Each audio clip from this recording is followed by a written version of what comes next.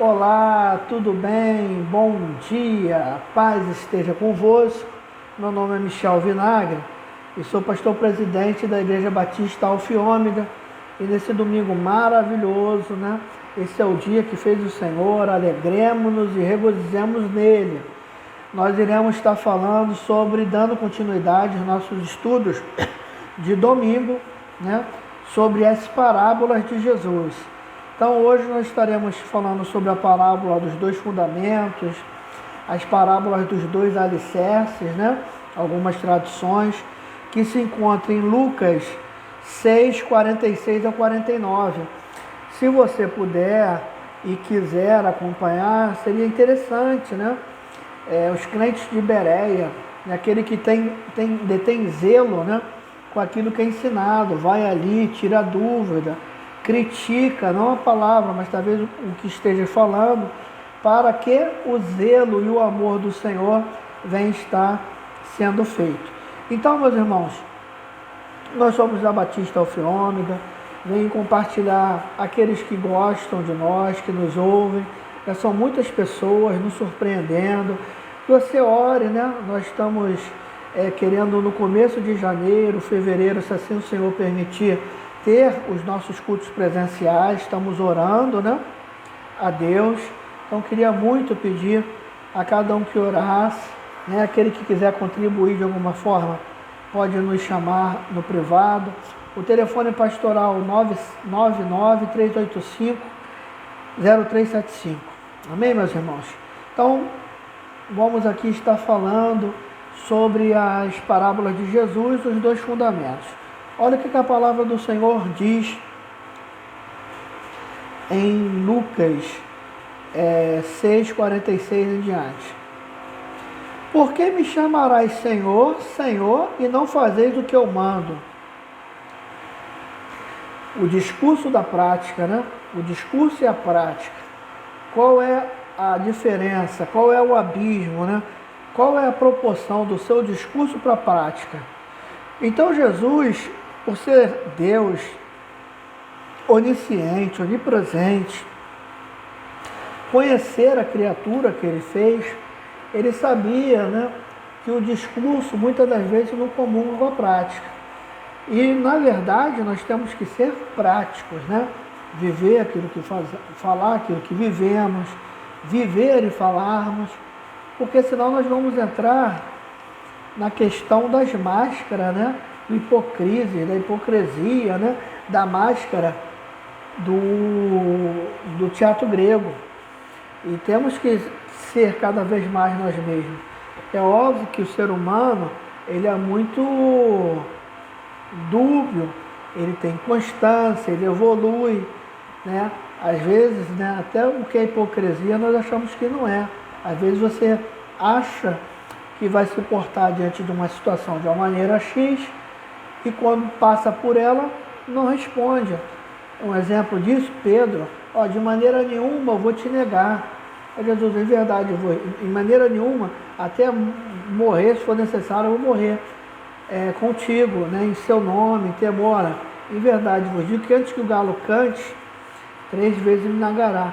Pedro não estava sendo hipócrita, só que ele não tinha sido passado, forjado pela situação da perseguição. E quando ele se deparou com aquilo, ele negou.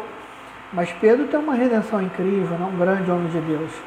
Então, o que adianta, Por que me chama Senhor, Senhor, não fazeis o que eu mando, Obediência. Mas vamos dar continuidade.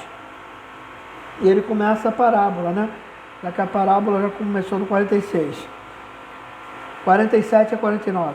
Qualquer que venha a mim, ouve as minhas palavras e eu os observo, eu vos mostrarei a quem é semelhante. É semelhante ao homem que edificou uma casa, cavou, abriu bem fundo, lançou os alicerces sobre a rocha. Vindo a enchente, bateu com ímpeto a corrente naquela casa e não pôde abalar, porque estava fundada sobre a rocha. Mas o que ouve e não pratica é semelhante ao homem que edificou uma casa sobre a terra, sem alicerce. Quando a corrente bateu com ímpeto sobre aquela casa, ela logo caiu e foi completa a sua ruína. Então vamos lá. qualquer que vem a mim, ouve e observa, né? Jesus, ele nos mostra 2 estágios da palavra.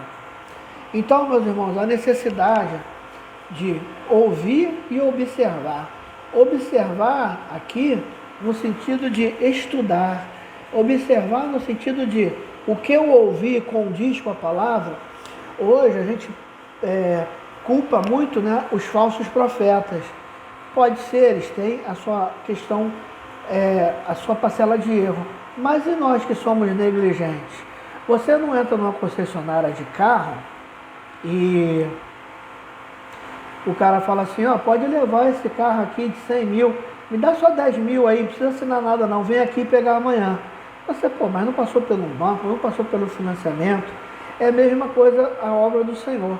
Às vezes a gente quer também se fazer de vítima, mas aí você chega no lugar, ó, tem que andar no vale de sal, tem que dar essa oferta tal para ser abençoado. Quer dizer, Deus é um Deus só daqueles que pagam.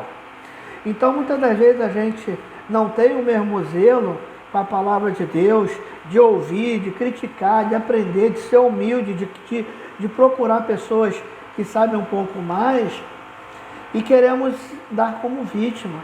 E na verdade ninguém engana a si mesmo. A pessoa pode até enganar a si mesmo, perdão, mas ninguém engana a Deus. Então nós temos que ter o mesmo zelo que nós temos para adquirir uma propriedade, para ver aquilo que é do nosso interesse. Às vezes as pessoas cuidam tão bem da sua empresa, dos seus negócios, da sua carreira, da sua profissão, mas quando é Bíblia, irmãos, não tem caminho fácil. E Jesus, ele começa a falar a quem, qualquer que venha a mim, primeiro, e a Jesus. Ele não está, ele está pregando a palavra, eu estou pregando, mas ele se coloca no lugar dele de Deus. Jesus não abre o lugar dele de Deus. Hoje, nós temos que ter muita sabedoria para pregar algumas coisas, como a questão do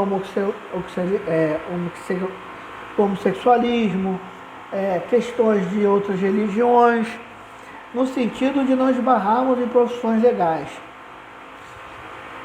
em questões criminais, ou até mesmo falta de sabedoria em agredir alguma pessoa. Só que se você observar, Deus estabeleceu um código moral, e ele passa para o homem. E eu não quero nem meter essas questões, não pode mentir. Então é inegociável isso, não pode odiar, não pode roubar. Quanto à conduta sexual, ele estabelece, não pode sexo antes de casamento. A conduta de sexo, homossexualismo, é pecado, eu não estou aqui agredindo ninguém. E Deus se coloca no lugar de Deus, é um direito seu questionar, é um direito seu até mesmo blasfemar, mas Deus há de trazer a juízo a todos, aos falsos profetas, aqueles que pregam um Deus vivo e na verdade são sepulcros caiados. Deus não abre mão do seu lugar. Então Deus ama o homem, mas ele estabelece um padrão dele, e esse padrão o homem que tem que se enquadrar. Somos nós. Deus nunca vai se enquadrar em nossas vaidades, ao nosso evangelho, porque não tem o nosso evangelho, existe o evangelho da Bíblia. E se qualquer outra coisa, Paulo fala, qualquer outro evangelho anunciado, até mesmo pelos anjos, será anátema, maldito.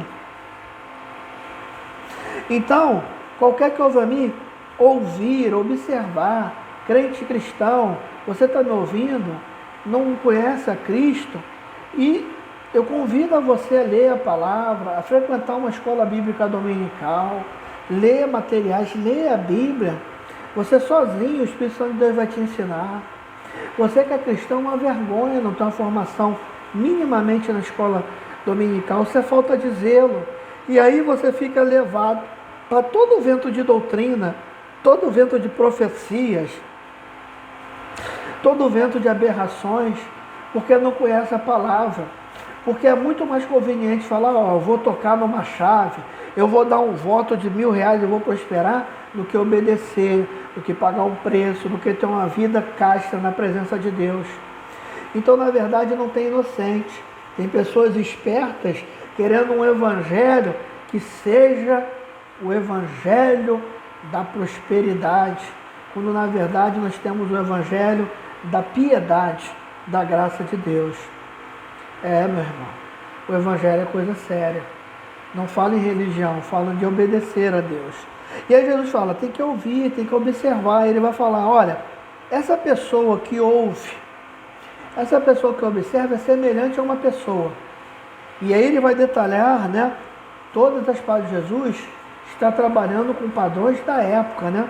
Então vai trabalhar com um exemplo de fundação da casa naquela época.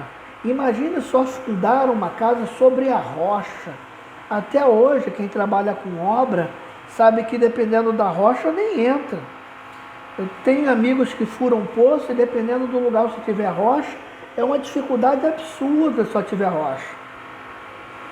Hoje os grandes edifícios, né, tem aquele, acho que é bate-estaca, né? Bate ali até chegar a uma tecnologia incrível. Mas se você quiser alicerçar uma casa, tem que ter trabalho. Na vida, meu irmão, não existe nada fácil. Sonhos fáceis, família fácil, casamento fácil, carreira fácil. Isso não provém de Deus. As coisas são suadas, são batalhadas, são criadas sobre o crivo do zelo, sobre o crivo do choro. Não existe facilidade na vida. E é isso que muitas pessoas querem que o diabo oferece. Olha, se prostrado me adorares, levou o penáculo do templo, tudo isso será teu. Apartai-vos de mim, Satanás, porque está escrito, só o teu Deus adorarás.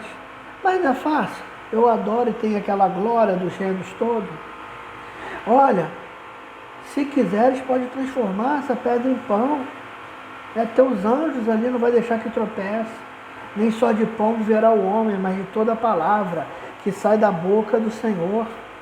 Satanás ofereceu tudo ali na facilidade. Dá para ter um caminho, mas o caminho de Deus ele é perfeito.